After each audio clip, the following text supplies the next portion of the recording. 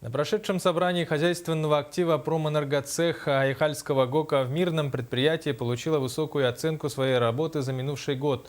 Успехи предприятия отметили руководители комбината. Все поставленные целевые задачи коллектив Промэнергоцеха выполнил. Обо всем подробнее в сюжете нашей коллеги Оксаны Мезенцевой. Промэнергоцех называют сердцем промышленной площадки «Трубки юбилейные». Эта организация осуществляет бесперебойное снабжение теплом, водой, а также кислородом и азотом подразделения комбината. 2014 год для Промэнергоцеха был богат на нововведения. Так, в цехе была реализована схема подогрева воды, исключающая риск размораживания водовода. В 2014 году в производственный процесс была внедрена и авторская новаторская идея. Было разработано и установлено устройство, которое позволяет очистить теплообменные поверхности от отложений в течение нескольких часов. По плану техперевооружения был приобретен трактор К-702.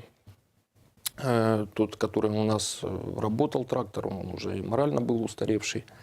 Также нами были закуплены приборы учета по промплощадке «Карьера юбилейной», по промплощадке «Фабрики 14», на наши объекты, на объекты потребителей.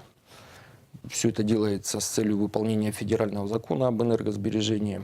В 2015 году перед коллективом и руководством предприятия стоят серьезные задачи. Также у нас начаты работы по проектированию блока доочистки на канализационно-очистных сооружениях с целью доведения сточных вод до норм ПДК. По этому объекту сейчас была проведена тендерная процедура, выбран подрядчик. И, собственно говоря, в 2015 году будут начато выполнение проектных работ, и реализация будет примерно, наверное, в начале 2016 года. Коллектив Промэнергоцеха не только уверенно справляется с поставленными производственными задачами. На предприятии активно ведется и социальная деятельность. В процессе подготовки для участия в смотре-конкурсе удалось привлечь не только сотрудников цеха, но и также их членов семьи. И, несомненно, выявить новые таланты рабочих кадров. Оксана Мезенцева, Андрей Шаповалов, Евгений Шаповалов, телерадиокомпания «Алмазный край».